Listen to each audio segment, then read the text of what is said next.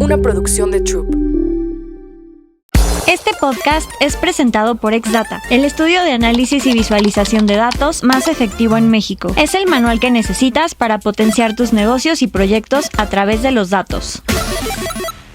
Una producción de Troop.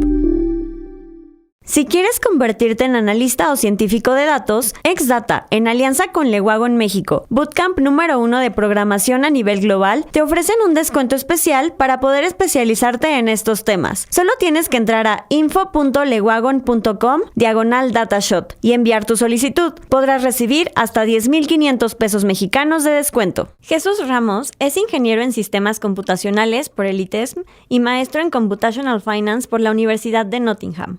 Cuenta con 18 años de experiencia en el sector tecnológico de México y ha liderado sistemas financieros de importancia nacional como el sistema de liquidación de valores para Indeval y el Monet, para índices de mercado para Bolsa Mexicana de Valores. Ha tenido posiciones de liderazgo en ciencia de datos y analytics en empresas importantes del sector financiero y bursátil. Es cofundador y vicepresidente de Growth de la Sociedad Mexicana de Ciencia de Datos, ONG dedicada a orientar a México a la ciencia de datos y machine learning como eje de desarrollo económico. Es fundador de The Data Pub, la comunidad de ciencia de datos más grande de México con más de 2,000 miembros.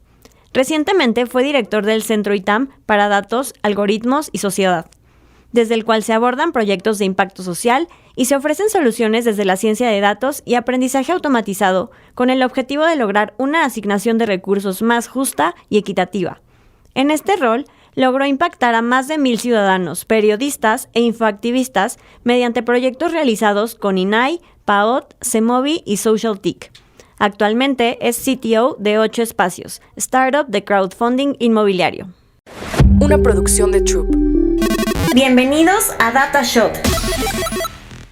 Hola Chucho, ¿cómo estás? Muchas gracias por aceptar la invitación a venir a DataShot. Muchas gracias, al contrario, gracias por la invitación. No conocía DataShot, entonces vamos a ver de qué se trata esto.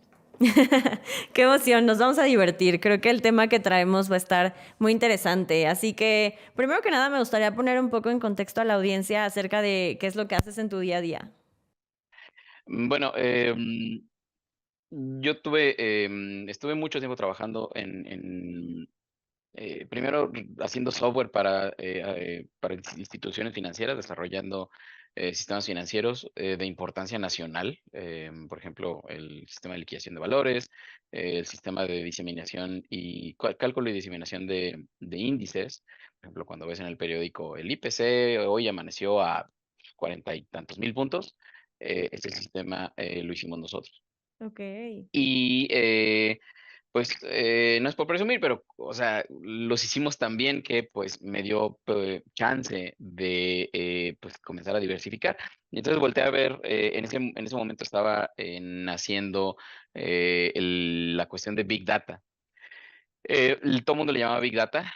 Ahorita ya nadie le llama Big Data, ¿no? Ahorita todo el mundo le llama inteligencia artificial, pero le llamaban Big Data en ese tiempo. Y me interesó ese tema y empecé a escarbar tantito y pues afortunadamente confiaron en mí para hacer algunas iniciativas ahí esto fue en Bolsa Mexicana de Valores hace tiempo. Luego ya, si nos adelantamos a como por ahí del 2019, 2000, no, 2016, 2017, pues después de estar en el área financiera mucho tiempo, me muevo al sector social. Es muy común ahorita que después de verlo con mucho tiempo y con muchos casos, es muy común que gente de finanzas pues se quede un poco desilusionada y se mueva al sector social. Entonces el sector social, pues en particular en México, pues paga muy poquito, pero lo haces por el amor al arte. Y entonces en el sector social y con todo el bagaje y conocimiento que yo traía sobre análisis de datos, pues prácticamente nos pusimos, fundamos la Sociedad Mexicana de Ciencia de Datos, fundamos The Data Pub, que es una comunidad, y la Sociedad Mexicana de Ciencia de Datos es una organización sin fines de lucro. Prácticamente nos pusimos a abordar problemas sociales y darles una solución, más bien ofrecer una solución, porque pues ahorita vamos a platicar de por qué no podemos decir que lo solucionamos en sí, pero es ofrecer una solución desde la ciencia de datos. Ujú. Y particularmente los problemas sociales, pues son difíciles porque para atender un problema social tienes recursos limitados. Y entonces, eh, frecuentemente en la iniciativa privada, pues puedes poner más recursos, ¿no? O sea, si por ejemplo, si te faltan, pues si te faltan manos, si te faltan personas, si te faltan maquinaria, si te faltan, no sé, bandas de transporte, si te faltan aviones, si te faltan coches, si te faltan células de fabricación, células de manufactura, pues las pones, ¿sí? ¿Por qué? Porque la cosa es ser más eficientes y ser más rápidos. Pero en los problemas de índole pública, pues no puedes hacer eso, ¿no? O sea, tienes, los presupuestos se diseñan en cierto momento del año, los ejerces, compras N patrullas, compras 7 patrullas, contratas a 7 inspectores, por ejemplo, em, abres 4 centros de atención y no puedes abrir más. Y Ujú. entonces, pues con esos tienes que darle servicio al resto de la gente. Entonces, con eso, esa es la gran diferencia de los problemas sociales. Y entonces, para contestar tu pregunta de a qué me dedico al día a día, ahorita en la fase en la que estamos en la Sociedad Mexicana de Ciencia de Datos, prácticamente es, eh, comienzo mi día, pues prácticamente contactando agencias de gobierno y organizaciones sin fines de lucro para poder explorar y poder platicar con ellos si tienen,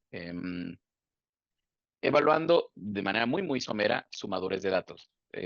Mis preguntas es, bueno, antes hago mi tarea, o sea, me entero de qué hacen, qué es lo que, cuál es el espacio que ellos llenan. Recordemos que las organizaciones no gubernamentales llenan un espacio que los gobiernos o no pueden o no tienen las herramientas para cubrir. Entonces, me acerco hago mi tarea, me entero de qué van, qué es lo que hacen, y luego me acerco a ellos, primeramente para ver si tienen datos, y luego para ver sus retos operativos, ¿no? O sea, cuáles son las decisiones que más se tardan en tomar y si las pueden tomar mejor. Todo esto, toda esta conversación debe de evolucionar, debemos de tener varias pláticas para poder llegar a un proyecto, y es un proyecto que nosotros formulamos. Les proponemos este proyecto y cuando ellos, si ellos aceptan este proyecto, entonces nos volteamos con diferentes asociaciones y diferentes organismos frecuentemente internacionales para buscar el fondeo para ejecutar este proyecto. Ok. Entonces, pues prácticamente mi día es platicar con ONGs, platicar con organizaciones no gubernamentales, con algunas agencias de gobiernos locales y tratar de abordar estos problemas sociales que te comento. Claro, definitivamente. Y también esa es como la importancia de integrar, pues, tecnologías como es la inteligencia artificial, ¿no? Que nos permite como automatizar muchos procesos o como acelerar toda esa recabación de información y tener como esa parte de machine learning, de aprendizaje continuo y de recomendaciones o no sé cómo llamarlo, pero ¿tú cómo crees que influye esto? Y también como la parte de la ética de estar tratando con datos, pues, como personales o que representan tanto de una entidad, un país. Bueno, ese es otro tema. A diferencia de los organismos privados, de la iniciativa privada, donde pues, o sea, tienes que cumplir con, dependiendo del contexto donde te encuentres, pues tienes que cumplir con ciertas políticas de privacidad y protección de datos, pero protección de datos de tus clientes. Tus datos operativos y tu información operativa de tu negocio, pues ese es secreto industrial. Y no hay recomendaciones, pero no hay lineamientos que tienes que cumplir para proteger tu secreto industrial. Entonces puedes hacerlo como tú quieras. Em, entonces, esa es una flexibilidad que tiene la iniciativa privada. Entonces, cuando te vas al sector público o al sector social, pues sí estás hablando, o sea, número uno, tus clientes son ciudadanos. Entonces ahí tienes, ahí estás obligado a proteger sus datos, obviamente, pero no Ujú. solamente eso, tu negocio o tu actividad principal, que es ofrecer estos servicios que los gobiernos estatales, locales o federal no puede, porque por eso está ONG. Tomamos un ejemplo, ¿no? Hay colectivos que dan atención o que asisten o que suplementan la atención a víctimas de violencia doméstica. Em, no es un organismo de gobierno. Deberían los gobiernos locales tener estas unidades para atención a estas víctimas, pero pues los gobiernos locales y estatal y hasta el federal están hasta acá, están saturadísimos con otros casos de violencia, ¿no? O con otros crímenes. Sí. Entonces, la violencia doméstica, las unidades de atención a víctimas de violencia doméstica, a lo mejor es algo que no pueden atender o no pueden desplegar, no pueden armar un grupo, un colectivo. Entonces, personas de la sociedad civil, miembros de la sociedad civil, se agrupan y fundan una asociación civil y entonces empiezan a dar esta atención que el gobierno por X o por Y no pueden extender, no pueden abordar. Entonces, tomemos esto como ejemplo. Ujú, Em, no solamente hay que proteger la identidad de las víctimas, justo como una empresa tiene que proteger los datos de sus clientes. ujú. No nada más es eso. Esta ONG también tiene que proteger en el mismo servicio que da, tiene que hacerlo de manera ética y esto puede tener una definición bastante, bastante amplia. Pero tiene que ir adaptada al contexto. Entonces, en esta organización de atención a víctimas de violencia doméstica que estamos teniendo como ejemplo, lo que tienen que observar es, la oferta de su servicio tienen que cuidar, no revictimizar, tienen que integrarse ellos, por ejemplo, con bases de datos em, de las secretarías o de las agencias de seguridad pública, porque de la violencia doméstica, pues, a lo mejor puede de ahí pasar a una carpeta de investigación.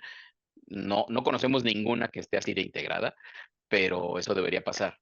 Entonces, la gran diferencia entre la práctica de ciencia de datos ética entre la iniciativa privada y los organismos públicos o las organizaciones sin fines de lucro es que los organismos privados tienen que cuidar los datos de sus clientes, pero los secretos industriales, pues ellos tienen la libertad de guardarlos o no guardarlos, o hacerlos públicos o manejarlos como ellos quieran.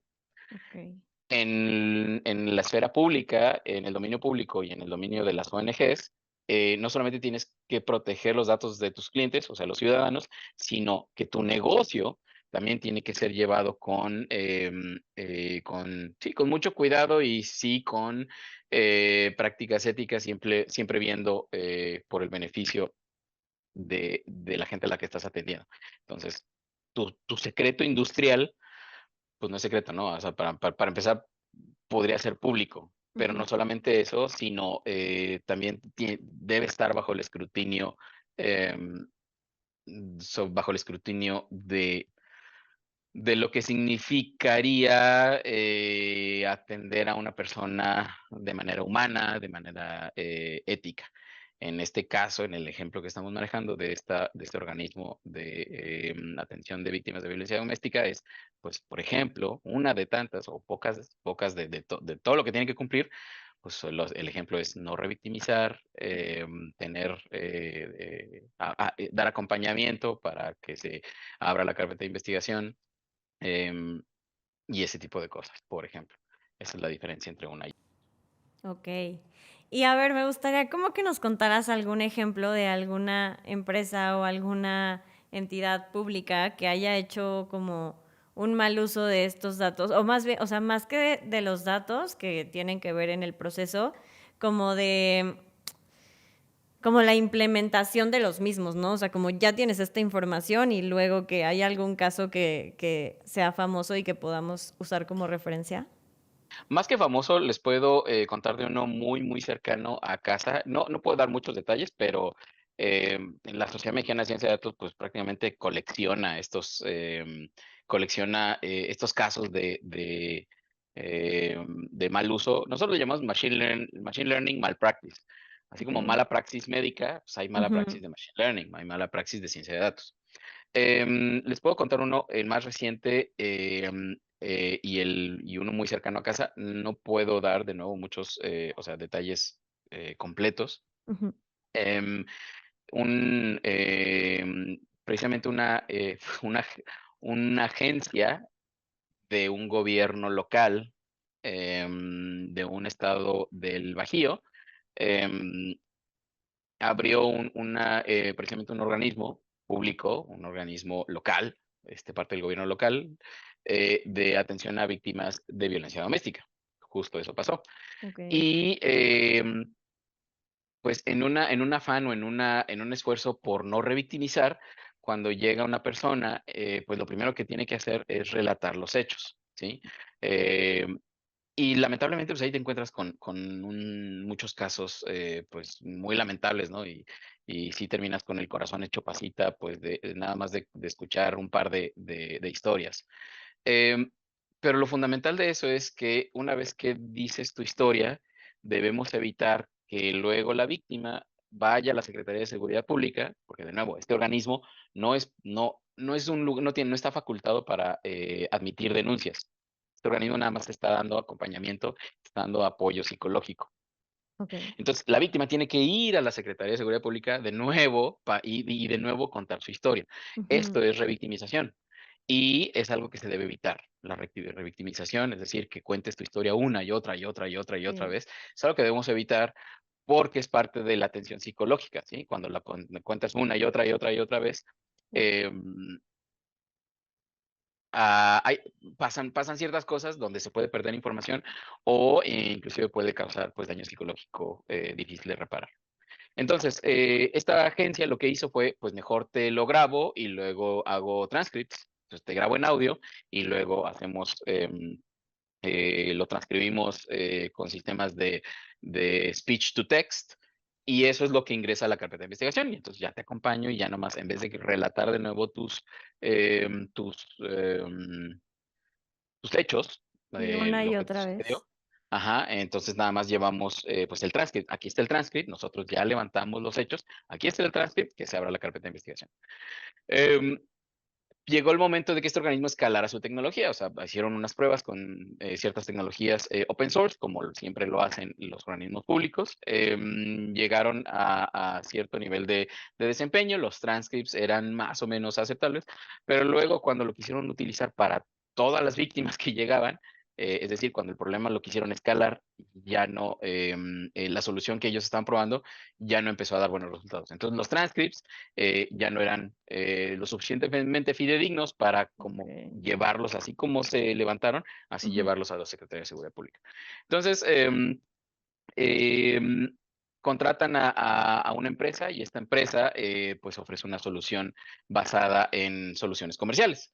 Em, y la solución no escala, ¿no? Entonces, o sea, la solución que hicieron con open source no escaló y la solución que ellos compraron a una empresa tampoco escaló. Ok. Y el problema era eh, precisamente la transcripción de voz a texto Mm. no era muy exacta. De hecho, no era Ok. nada exacta. Entonces, al estar diagnosticando el problema, esta empresa le dice a los responsables de la agencia, nosotros lo que necesitamos para poder subir la precisión de esta detección de palabras y poder transcribirlas correctamente, es dividir la entrevista en secciones. Y no solamente eso, sino em, detener la narrativa, o sea, haz de cuenta que yo estoy narrando mis hechos y luego me van a detener y me dicen, espera, ¿qué dijiste acá? Ok. Y luego además, por ejemplo, digo, no, pues es que, no sé, mi pareja me golpeó con un bat y entonces yo te detengo y me dices, ¿con un bat o con un tubo? Ok. Entonces, eso es lo que buscaba la empresa, ¿no? La empresa Ya. buscaba modificar el proceso Ujú. para ajustarlo a la tecnología.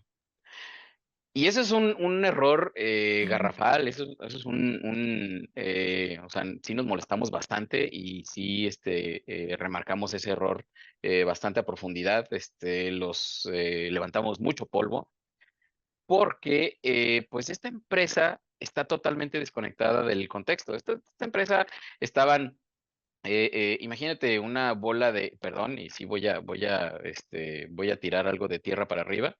Em, Imagínate una bola de ingenieros que nunca han tenido enfrente un caso de violencia doméstica, que nunca, una bola de ingenieros socialmente torpes, porque muchos lo somos, haciendo recomendaciones y tratando de cambiar un proceso tan delicado como la recopilación de hechos de una víctima de violencia doméstica. Entonces, es completamente inadmisible lo que ellos buscaban. Y tuvimos que decirle, ¿sabes qué?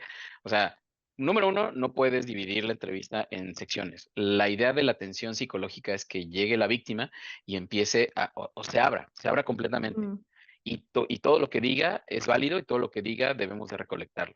No podemos decir, a ver, introducción, necesitamos o sea, comienzan con unas preguntas, pero luego, así como tú y yo, luego las preguntas se convierten en conversación. sí. Estos cuates buscaban que nunca existiera esa conversación, que siempre fuera un cuestionario. Ajá, No solamente eso, sino buscar interrumpir repetidamente a la víctima para poder corroborar cierta información. Y todo esto era para etiquetar sus palabras, porque ellos no podían hacerlo, ¿no?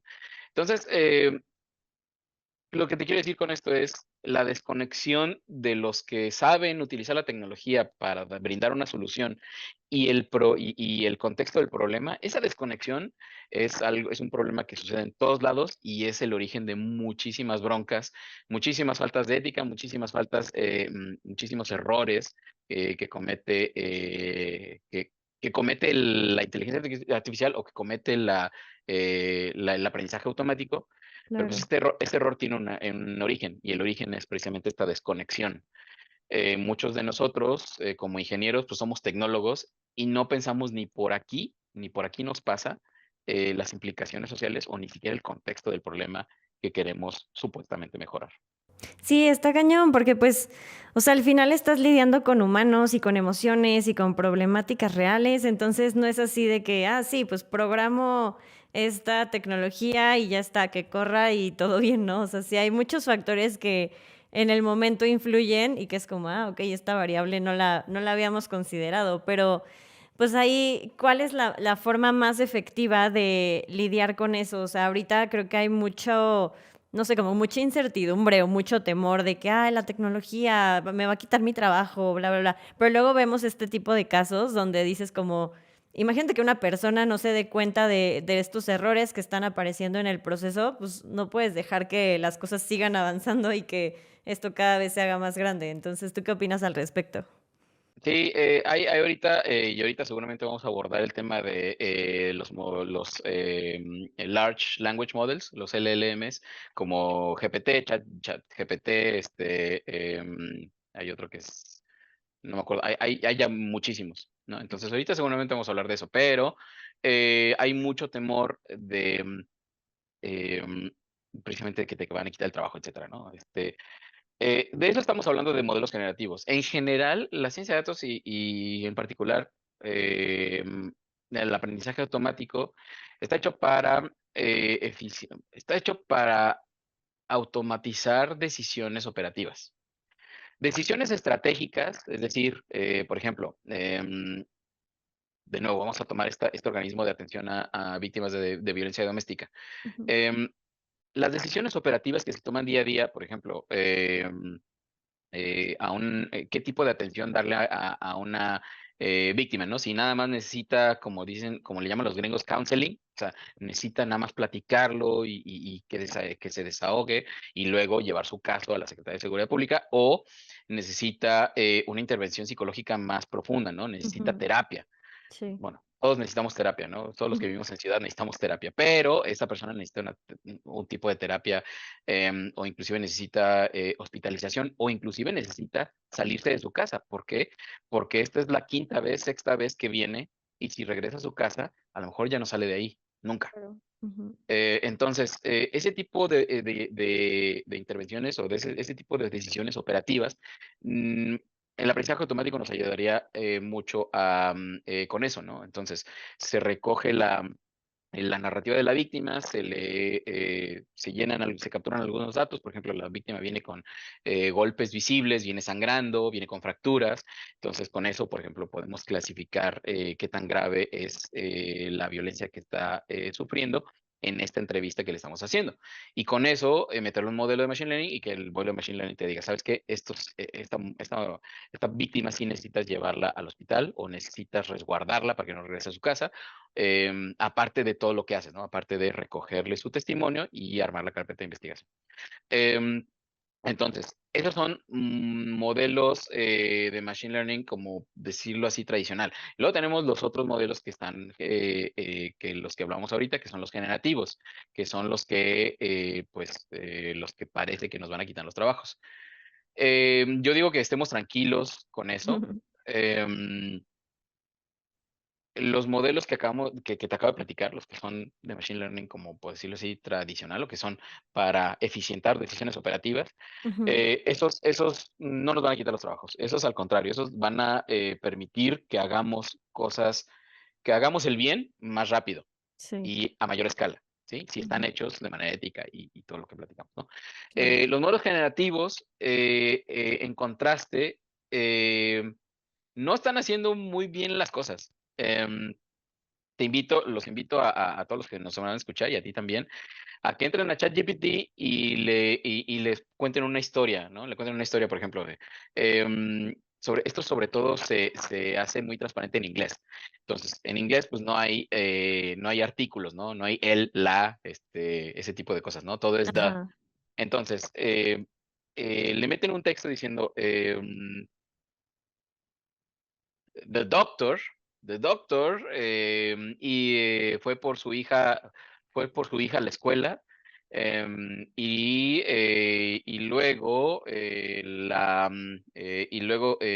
carro se desvieló y entonces, em, and then she got off the car o got out of the car.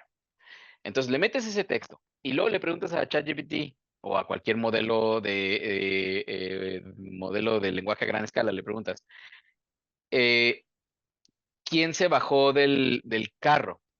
Recordemos que cuando dijimos que el que se bajó del carro fue un she, Ujú, entonces lo que hace ChatGPT es decirte, la hija fue la que se bajó del carro. sí. Y entonces esto indica que es imposible para ahorita, para ChatGPT, asociar que un she era el doctor o la doctora. Ajá. Sí, claro. En español no podemos hacerlo. En español es muy evidente porque tenemos artículos, pero en inglés Sí. no. Y entonces hay varios ejemplos ahorita rondando en internet donde estos párrafos que pueden ser medio ambiguos, ChatGPT desambigúa completamente, Ujú, asignando una profesión que tradicionalmente y malamente se asigna a los hombres, se lo ujú, asigna en automático a los hombres. ¿Y qué nos dice esto? Esto nos dice pues, una bola de cosas, ¿no? Primero que pues estas tecnologías em, no podemos dejarlas como al aire libre, no podemos dejarlas que actúen sobre la realidad solitas. Nos sí. tenemos que poner nosotros como humanos entre la salida de estos lenguajes, de estos modelos de lenguaje a gran escala y la realidad. ¿Por qué? Porque están entrenados con datos del Internet. Y el Internet es un reflejo de nuestra sociedad. Y nuestra sociedad, pues, tuvo pues, prácticamente 200 años de ser patriarcal, todavía lo es en muchos países, pero de Sí. ser patriarcal, de ser machista, em, o sea, todavía hace 10 años teníamos programas de comedia en la televisión abierta profundamente machistas. Y esa Sí. información se alimenta en estos lenguajes de gran escala y forma parte de su entrenamiento. Ujú, Entonces, en ese sentido, estos modelos generativos van a equivocarse bastante. Y es muy entretenido, pues, probarlos y picarles así su interés y todo eso.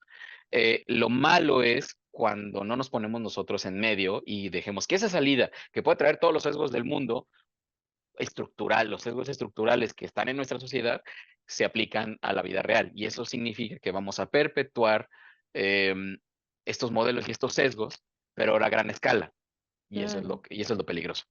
Ok, considerando todo esto, es que sí, eso es muy importante porque creo que las nuevas generaciones, o sea, quienes están ahorita en la universidad, por ejemplo, utilizan mucho estas herramientas para aprender, ¿no? O para, como para generar contenidos nuevos o para resolver ciertas preguntas. Y si estas herramientas, estos sistemas te están dando como ese tipo de información, pues creo que sí es algo importante como considerar que todavía existen todos estos sesgos y como consideraciones en cuanto a lo mejor discriminación, racismo, o sea, como algunos temas que todavía no están tan pulidos. ¿Cuál sería la mejor forma de como erradicar un poco eso o de tomar las consideraciones necesarias para que esto no escale un poco más? Es difícil, em, ¿cómo decirlo? El buen uso y la buena práctica siempre está pasos atrás de la práctica, de la práctica mala. Así vamos a llamarle así. ¿Qué quiere decir con esto?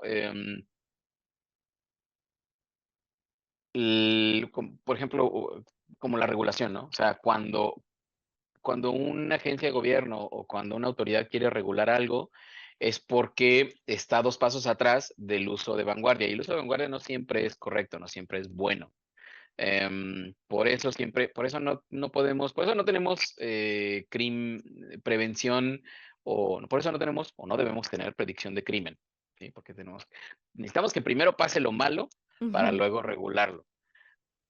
Lamentablemente así pasa, ¿no? Lamentablemente así está estructurado el flujo de información. Em, Primero sale ChatGPT y luego alguien lo utiliza para hacer trampa en la escuela, y luego salen las reglas o salen las herramientas para detectar que un texto generado por ChatGPT es efectivamente generado por ChatGPT y no por el alumno. Entonces, Sí. o sea, sale una tecnología, alguien lo usa para hacer algo malo y luego salen las herramientas para poder controlar ese mal uso. Entonces, lamentablemente siempre es así. En particular, en el escenario que me planteas por ejemplo, en educación secundaria, en educación preparatoria o inclusive en universidad, o sea, cómo evitamos que el abuso de ChatGPT o de GPT en general o de cualquier modelo de lenguaje a gran escala provoque que tengamos, por ejemplo, abogados menos hábiles en su trabajo, abogados menos hábiles para argumentar, o doctores menos hábiles para diagnosticar, o en mi caso, por ejemplo, pues ingenieros menos hábiles para solucionar un problema técnico. Ujú. Em, yo creo que ahorita, mm, ahorita hay suficiente masa crítica de gente, de profesionales que toman estas tecnologías con un grano de sal y que precisamente se ponen enfrente de la realidad, ¿no? O sea, de lo que genera estos lenguajes, estos modelos de lenguaje a gran escala y la realidad, pues ellos se ponen en medio, ¿no? Entonces, o sea, tenemos abogados que están interactuando con estos modelos, tienen una respuesta y ellos desmenuzan la respuesta, ¿no? Ellos cuestionan y empiezan a argumentar con la respuesta, ¿no? En mi caso, por ejemplo, pues sí le puedo pedir, oye, necesito que me hagas un script para deployar, para crear 15 máquinas virtuales y apagarlas mañana a las 8 de la noche, ¿no? Y me va a sacar el script. Y yo lo voy a revisar, ¿no? Antes de mandarlo a AWS y que de repente me llegue una cuenta de 90,000 pesos. Ahorita hay suficiente masa crítica de profesionales que que toman la salida, la desmenuzan y luego la aplican, ¿no? La Ujú. cuestionan y luego la aplican. Pero, a medida que sucede el reemplazo generacional, yo sí creo que va a haber, las personas que ahorita están en secundaria, o que están en preparatoria, yo sí creo que van a llegar menos preparados si no se les inculca de manera muy, muy puntual y muy, muy fuerte este cuestionamiento, ¿sí? Si no les enseñamos a cuestionar Sí. em, lo que sale de estos modelos. ¿Cómo hacemos eso? Pues lo único que se me ocurre es, hay unas universidades en México que tienen, donde su materia, por ejemplo, de filosofía, en vez de estudiar los filósofos y estudiar la historia del pensamiento, nomás se enfocan en el pensamiento actual y les dan las herramientas para argumentar, para cuestionar. Es una materia que en leyes, en el estudio de derecho, o sea, es de las primeras que recibes y hay varias, ¿no? Ujú. Ese cuerpo, ese corpus, hay en unas universidades que lo están incorporando en su currículum de ciencia de datos. Hay unas universidades que están tomando ese corpus y lo están incorporando a su currículum de computación. Hay otras universidades mucho más interesantes que están combinando este corpus, lo están combinando con mates, con la materia de lógica, y con eso les están enseñando a los alumnos. Lo único malo es que ya es en carrera, no es en secundaria, no es en preparatoria, que es cuando lo Mm, necesitamos. sí. Pero sí, o sea, básicamente yo creo que la herramienta que nos va a evitar tener estos ingenieros mal preparados, abogados mal preparados, doctores mal preparados, gracias a su interacción con los modelos de lenguaje a gran escala, es higiene argumentativa, algo que nosotros siempre hemos empujado y siempre hemos promovido, higiene argumentativa. Es decir, em, ser muy rápido en encontrar falacias, ser muy Ujú. rápido en encontrar gaps de información, ser muy rápidos en encontrar información falsa que nos lleve a sospechar de lo que recibimos de estos modelos y que nos ayude precisamente a transformar esa salida a algo que sirva antes de que toque pues, la realidad. Y también considerar que toda la data que le estamos metiendo a estas herramientas, pues se sigue utilizando para desarrollar la tecnología, ¿no? O sea, al final la herramienta sigue aprendiendo de esto.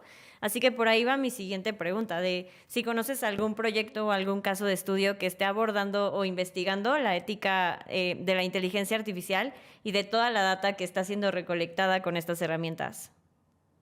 Te puedo platicar de un proyecto que todavía no terminamos, uno donde yo estoy participando. Ahorita lo tenemos en pausa porque necesitamos saber qué es lo que queremos hacer con él. Em, es un proyecto que nace por la necesidad y creo que hace poco hubo una controversia en Twitter sobre esto, entre em, una organización civil y una artesana, ¿no? Prácticamente este proyecto trata de visibilizar el mal uso.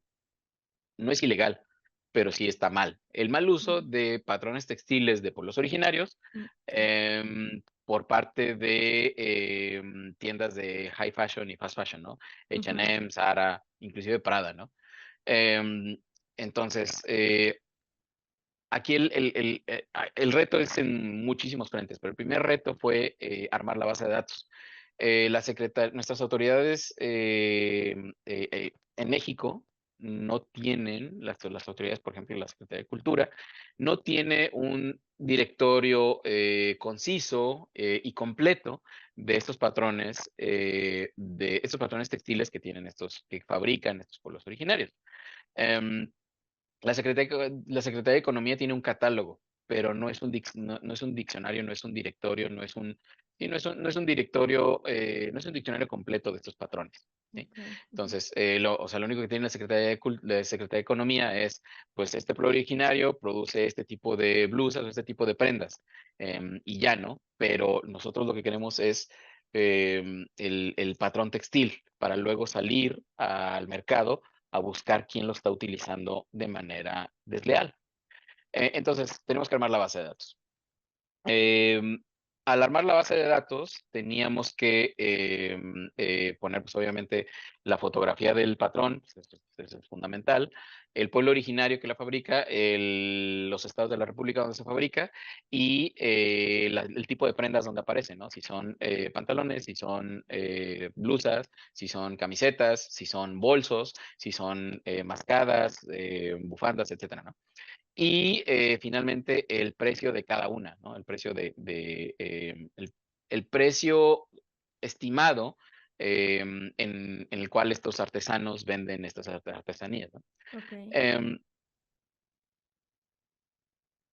Cuando platicamos con algunas fábricas o algunos grupos de artesanos para levantar esta información, pues también ellos querían decir, pues, o sea, no nada más pongan el estado, sino pongan también la casa artesana que produce, pues, estos patrones textiles. Lo Ujú. malo es que hay varias, ¿no? Entonces, empezaron a tener fricciones entre ellos, porque todos querían figurar, más bien querían figurar nada más ellos. Te doy el ejemplo, por ejemplo, hubo ya ves los patrones textiles del pueblo huichol, son preciosísimos. Ujú. Eh, a la casa artesana a la que nos acercamos, pues ellos querían, y son grandes, ¿no? Ellos querían figurar en nuestro diccionario, sí, nuestro diccionario, y había otras tres casas que nosotros estábamos en contacto y le empezaron a tirar tierra, ¿no? Me dijeron, no, es que esos patrones nos los copian. Y pues, o sea, les preguntamos, ¿no? Pero Ajá. esta casa artesana también son del pueblo huichol. Sí, también lo son. Y yo, pues es que o sea, no se lo dije, no se lo dijimos, Ujú. pero o sea, pues es que es patrimonio también. O sea, si los dos son Sí, del pueblo huichol, pues es patrimonio de su pueblo, ¿no? Entonces, claro. pero bueno, eh, ahí lo ético para nosotros fue pues incluirlo, ¿no? ¿Cuál fue el costo de eso? El costo de eso fue tener datos de menos calidad por parte de la casa artesana que mayor producción tiene. Entonces, vamos, siempre hay un siempre hay un trade-off y siempre hay un costo.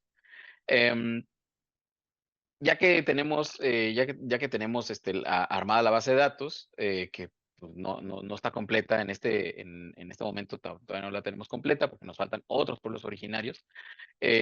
Teníamos que ahora hacer scrapping de los catálogos de, por ejemplo, Zara y H&M para Mm. buscar, pues para bajar las fotografías de las prendas y Ujú. luego empezar a compararlas, ¿no? O sea, este es el patrón textil y esta blusa parece que utiliza este patrón textil. Entonces, ¿qué onda Ujú. con eso? Sí. Em, las implicaciones éticas de esta recolección de información de los contraejemplos fue que hay ya ves que cuando entras a un sitio web te dice, aquí están la política de cookies y aquí están nuestros términos y condiciones. En los términos y Ujú. condiciones, a veces, los que se ponen más vivos, ponen al final, no permitimos la adquisición, no lo dicen así, ¿no? Pero no permitimos la adquisición automatizada de nuestros recursos de nuestra página. Básicamente te están diciendo, no, Sí. no se vale scrapear nuestra página. Okey. Em, y pues ahí tú como ingeniero te tienes que poner creativo porque pues no puede ser muy evidente que lo estás descargando de manera automatizada. O sea, al final sí se puede hacer, pero digamos que ellos te están diciendo que hagas esto es malo, ¿o de plano hay como un bloqueo?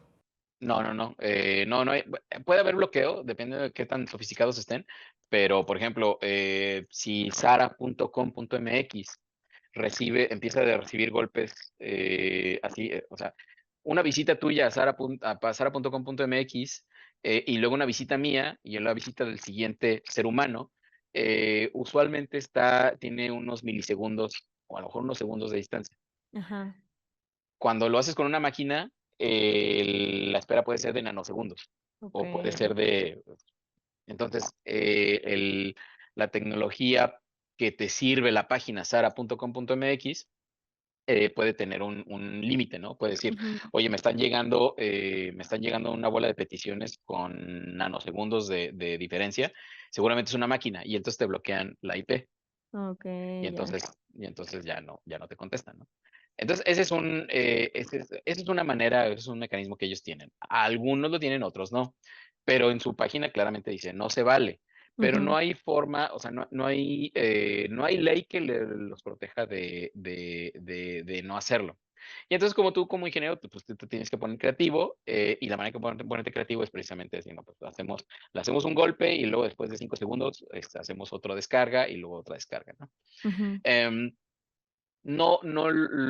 se protegen con eso no porque no descargue su información, sino precisamente para que no abuses de su infraestructura, ¿no? De su infraestructura tecnológica. Que no le Okey, pegues y en un momento no la empaches, así le llamamos. De repente se okey. empache la página sara.com.mx y de repente ya no le conteste a nadie. Eso es lo que Ujú. quieren evitar. Entonces, pues como ingeniero te pones creativo y empiezas a hacer este tipo de cosas. Entonces, eh, Esa es una implicación ética muy, muy delgadita, pero pues de todas maneras está ahí, ¿no? Y finalmente, cuando encontramos un match, y también tenemos que hacer el cálculo, ¿no? O sea, ya encontramos un match, es una prenda que vende H&M, que es basada en un patrón huichol. Entonces, ¿qué hacemos con eso, no? Y ahí la blusa de H&M se vende en 250 pesos, mientras que la prenda huichol original se vende en 450, ¿no? Entonces ahí el pueblo huichol está perdiendo 200 pesos por blusa y a eso multiplícalo por el número de ventas o el número de blusas que vende H&M Sí, al ser lo gigante que es, ¿no? Y sí. entonces ahí hacemos un estimado, debemos hacer un estimado de la pérdida de ganancias, o sea, la ganancia perdida del pueblo originario Ujú. al H&M utilizar de manera desleal este patrón. Y entonces tenemos que ver otras implicaciones éticas de si es correcto comunicarlo, si es correcto, cómo nos acercamos a H&M para provocar el cambio que nosotros estamos buscando, ¿no? O sea, no, de nada sirve hacer finger pointing, ¿no? De nada sirve ir a Twitter y decirle, oye, estás haciendo mal, ¿no? O sea, nosotros Sí. queremos algo más. Em, y afortunadamente la Secretaría de Cultura pues volvió a ver este proyecto y se interesó en él como un mecanismo para comenzar a discutir sobre arreglos o acuerdos de licenciamiento. Entonces, este pueblo originario crea este patrón y este patrón se licencia como artefacto Ujú. a fábricas o a tiendas de moda. Y entonces hay un flujo de efectivo, hay un flujo de dinero de estas agencias, de estas casas de moda hacia estos pueblos originarios por este arreglo de licenciamiento. Entonces ya no es piratería, ya no es y inclusive estas tiendas de moda ya pueden decir, oye, pues este patrón o sea, este patrón es original, porque tengo un Ujú. permiso del pueblo originario para utilizarlo. Claro. No llegamos a eso. O sea, ahí en esta discusión, ahí se quedó el proyecto, todavía no avanza. Lamentablemente lleva mucho sin avanzar. Pero lo que te quiero decir es, aquí viene las consideraciones éticas más grandes van a ser al formular esta política pública, ¿sí? Sí. O sea, ¿cuál es lo justo? Primero el pricing, ¿no? ¿Cuál es lo justo? ¿Cuál es la cantidad justa por este acuerdo de licenciamiento? Y luego cuando se paga el acuerdo de licenciamiento, se paga al pueblo originario, pero como ya vimos, el pueblo originario tiene varias casas artesanas. ¿Y qué pasa cuando, o sea, qué se va a hacer? Se va a dividir entre todas las casas artesanas y casas artesanas pueden ser desde un artesano hasta todo un taller. Sí. ¿Cuál es la figura jurídica para aceptar esa cantidad de dinero, ¿no? Entonces, esas son pues preguntas o sea, si nada más tomamos a la casa artesana más grande, vamos a dejar fuera a las chicas. Y entonces no va a ser un acuerdo justo. Si nada más Exacto. nos vamos con las chicas y dejamos la grande, vamos a dejar muchos patrones fuera del cobijo de esta política pública y pues al amparo de este uso desleal, ¿no? Entonces,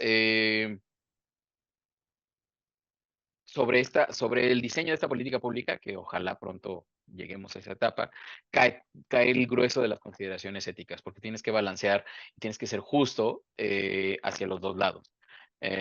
Todo eso mientras, pues de nuevo, le ofreces a la ciudadanía, le ofreces sí, a la sociedad un producto bueno, un producto nuevo, que además tiene el respaldo pues de las dos entidades, ¿no? De los dos lados. Sí. Entonces, eso es así como ejemplos como ese, debe haber muchísimos. Cualquier política pública que se quiera desarrollar con datos, pues tiene que haber un proyecto detrás, pero ese proyecto pues tiene que ver todas las consideraciones, tiene que ser muy justo. Y al tratar de ser justo, sopesan todas las consideraciones éticas que te puedas imaginar. No, y está cañón porque hay muchísimos implicados dentro del desarrollo de esto. O sea, no es nada más de. O sea, no es cuestión de un paso o seguir ciertos pasos como lo mencionas ahorita. O sea, hay muchas cosas ahí muy específicas dependiendo de cada proyecto y donde hay muchísimos involucrados. O sea, en este caso, pues es la parte de gobiernos, o sea, es como más del sector público tal vez, pero también todos los talleres, etcétera. Pero esto es como más sencillo si lo pasamos a proyectos como privados o también la parte de la inversión que se hace con respecto a este tipo de iniciativas, ¿cómo se puede equilibrar? Yo creo que si lo haces nada más con privados, em, caes en el problema que te comentaba al inicio. El dominio privado, el dominio de la esfera privada, se ocupa nada más de la eficiencia de sus recursos, ¿sí? Hacer más con menos. Ujú, ¿Por qué? Porque la esfera privada, pues, lo fundamental de la esfera privada es maximizar ganancias, porque todas las empresas existen para eso. Y pueden hacerse todas las, pueden dorarse la píldora todo lo que ellos quieran diciendo que con la responsabilidad social y con iniciativas de, em, voy a decirlo así, tenemos las refresqueras que pues ya sabemos el problema que representan para el suministro de agua, y se lavan la conciencia algunas saliendo a plantar arbolitos, ¿no? Entonces está esta escena de responsabilidad social, está esta escena de, no, pues sí, sí buscamos ganancias, pero también ganar parejo, ¿no? O sea, entonces le agregan elementos a la narrativa, pero eh, si le quitas toda esa paja, la esfera privada existe para crear ganancias. Y está bien, a eso se dedica, esa es su razón de ser. Cuando te dedicas a eso y cuando dejas que la esfera privada domine, estás dejando que domine precisamente el principio de generar ganancias, ¿sí? De generar el profit. Em, y entonces dejas fuera muchas cuestiones como justicia, como sesgos, como equidad. Te voy a decir un ejemplo. Em, vamos a suponer un modelo de otorgamiento de crédito. Entonces, el otorgamiento de crédito, si es un modelo que lo opera un banco, pues un banco le va a dar crédito, irónicamente, a quien no lo necesita. Es más fácil que le den crédito a alguien que cumple o, por ejemplo, un totalero, alguien que ujú, paga su tarjeta de crédito totalmente cada mes con mes. Es más fácil que le den más crédito a él, claro. pero pues claramente no lo necesita, ¿no? Porque está siendo Sí, totalero. sí. Entonces, quien necesita el crédito es otra persona que a lo mejor para tu modelo no es buen candidato. ¿Por qué? Porque tu modelo se está fijando y está orientado a maximizar ganancias. Ujú, Entonces, ¿qué es lo que necesitamos? Necesitamos agregar elementos de preocupación de la esfera pública, y esto es los sesgos, modelos más justos, más equitativos, ese tipo de cosas, que para la esfera privada cuestan más y no van a traer tanta ganancia, ¿sí? O sea, lo que voy es, este, si hago que mi modelo, si yo trabajo en un banco y estoy haciendo este modelo de otorgamiento de crédito, y yo hago que mi modelo sea más justo y más equitativo, voy a hacer que la empresa pierda. ujú. Y entonces la empresa, al ser de la esfera privada, va a decir, este modelo no me sirve. ¿Por qué? Porque no me está permitiendo maximizar mis ganancias, No, bueno, está cañón. aunque está siendo un poquito más justo.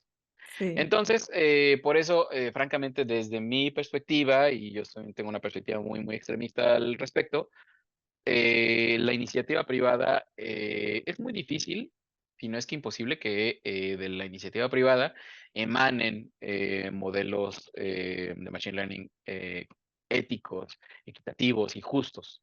Ujú. Eh, Puede haber un garbanzo de libra, puede haber, sobre todo ahorita que la escena del emprendimiento y la escena del startup está en franca contracción. Vamos a ver cada vez más modelos de machine learning que tenían consideraciones éticas y de repente se las quitaron. O sea, Órale. de otorgamientos de créditos. Vamos a volver a entregarle, por ejemplo, créditos, las fintech, a personas que pues no lo necesitan tanto. Ujú, Entonces, desde la esfera privada es difícil. La esfera privada yo creo que no va a ser punta de lanza o faro de hacer machine learning de manera ética, equitativa y de manera justa. Eso tiene que venir de la esfera pública. Ok. No manches, está cañón. Voy a salir traumada de este episodio. No está fácil, la verdad. No, pero bueno, un poquito ya para ir cerrando, ¿qué le recomendarías a las personas que se quieren adentrar al mundo de los datos, pero ya sea desde cualquier área de interés, pero desde una perspectiva ética y segura? Yo creo que lo primero es que se conecten con el contexto. O sea, te soy franco, yo me he alejado un poco de la escena de ciencia de datos en cuanto a para principiantes. Porque los principiantes, lo primero que, o sea, quieren la receta fácil. Con lo que hablamos de ChatGPT, GPT-4 y todos estos modelos de lenguajes a gran escala, de- o sea, nos están provocando, no solamente, nos van a provocar dentro de unos 5, 6, 7 años, nos van a llenar el mercado de abogados que no saben argumentar, doctores que no saben diagnosticar, ingenieros que no saben resolver problemas. Sí. Bueno, em, la escena de principiantes ahorita está lleno de eso, ¿sí? O sea, yo quiero ser científico de datos y y lo quieren al vapor, ¿no? Em, y hay algo que eventualmente las máquinas van a hacer mejor que nosotros, que es modelar. ¿Sí? Tenemos un fenómeno, tenemos datos de ese fenómeno, esos datos pueden ser recolectados de manera automática y el modelado de ese fenómeno puede ser también de manera automática. Entonces, es algo que de plano sí la inteligencia artificial nos va a poder reemplazar eventualmente. Pero hay una cosa que la inteligencia artificial no nos podrá reemplazar en mucho tiempo. Eh, y es el reconocimiento del contexto. Por ejemplo, lo que te decía, Ujú. ¿no? De este Sí. organismo de atención a víctimas de violencia doméstica, Ujú. la máquina nunca va a poder deducir, ahorita, bueno, no va a poder deducir ni ahorita ni en mucho tiempo, Sí. que cuando llega una víctima debe dejársele hablar, que no la debes interrumpir, que no debes hacer que repita su historia, que no debes de partir en secciones de entrevista, debes dejar que llegue y que se abra y que se desahogue.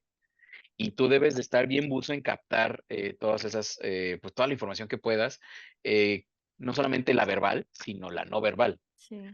Eso es parte del contexto. Reconocer Ujú. el contexto y reconocer las partes del contexto que importan, las partes que no importan, eso es algo que la inteligencia artificial todavía no va a poder hacer. Entonces, eso es algo para que son habilidades que tiene el ser humano de planeación. Las inteligencias artificiales ahorita, particularmente los modelos de lenguaje de gran escala, no tienen la habilidad ahorita de planear. Entonces son como periquitos. Entonces, en ese sentido, pues todavía, o sea, no nos van a reemplazar y ese es el mayor activo que tenemos nosotros, la mayor fortaleza que tenemos del lado humano.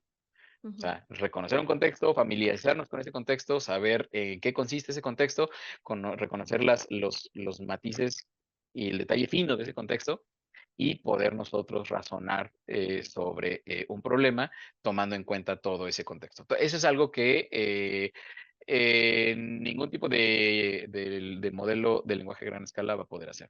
Y en ese sentido yo le digo a los principiantes, o sea, lo primero que tienes que hacer si te quieres adentrar a un problema es el contexto del problema. Si tu problema es meterte a la ciencia de datos, entonces el contexto es la estadística que no te enseñaron en la escuela, porque Ujú. pues ese es tema para otro podcast de cuáles son nuestras debilidades en México sobre, para abordar inteligencia artificial, pues nuestra habilidad es estadística y matemáticas. Francamente, somos muy malos en estadística y matemáticas. Órale. Entonces, yo sí le digo a los principiantes, pues, o sea, el contexto y matemáticas y estadística. ¿Por qué? Porque no las aprendiste bien. No, sí, pero es que yo soy economista. No la aprendiste bien. No, sí, pero es que yo soy ingeniero, ¿no? Pues, los ingenieros somos los que a lo mejor más sufrimos con una mala preparación matemática desde Órale. hace mucho tiempo. Entonces, antes de meterse así a las herramientas computacionales flashy, que es lo más sencillo, Sí. yo sí digo, pues agarra un libro y refresca la estadística y refresca la probabilidad y de ser posible, pues, ¿por qué no estudiar una maestría? O, ¿por qué no? Regresa de oyente a la escuela, ¿no? Luego Seguramente en tu universidad local, en tu tecnológico regional, hay un profe de matemáticas que está ávido de compartir su conocimiento y nadie lo pela, ¿no? Claro. ¿Por qué? Porque todo el mundo se fue a estudiar bootcamps, que luego bootcamps es otro tema que también nos está abaratando, pues que haya profesionales. Nos está abaratando los profesionales de datos y nos está provocando que haya gente subpreparada. Entonces, esa es mi recomendación. O sea, primero escojan un problema, empápense del contexto de ese problema y luego agarren su libro de estadística y desde el inicio. Ok, ok. Muy bien. Y por último, te voy a hacer una pregunta que le hacemos a todos nuestros invitados, que es, hablando de datos, obviamente, ¿cuál es el dato que más te ha volado la cabeza? El dato que me ha volado más la cabeza lo aprendí hace poquito y es el número 6. El número 6 es el número de meses que vive la tortuga pintada eh, congelada. O sea, ¿Qué? son tortuguitas que pues son de sangre fría, ¿no? Son reptiles. Pero en invierno se entierran y hay unos inviernos muy agrestes, acá donde estoy, por ejemplo, donde la tierra se congela y no solamente se congela arriba, ¿no? Se congela también hacia abajo. Y No. entonces las tortuguitas se congelan. Y entonces se entierran ellas no sé si en diciembre o en noviembre, y salen como por mediados de abril. Entonces, o sea, prácticamente duran medio año enterradas, pero congeladas, o sea, Qué no tienen loco. señales de vida, su corazón no late, su actividad cerebral está en ceros, y a medida que la tierra donde ellas viven, donde se enterraron, va poniéndose más tibia, a medida que entra la primavera, ellas como que se descongelan y ellas solitas escarban y salen de la tierra y empiezan a comer y luego en inviernos vuelven a enterrarse y así duran, pero esto es increíble para mí porque pues, o sea, los seres vivos cuando nos congelamos nos morimos, ¿no? Sí, eso está loquísimo. Sí, se llama la tortuga pintadita.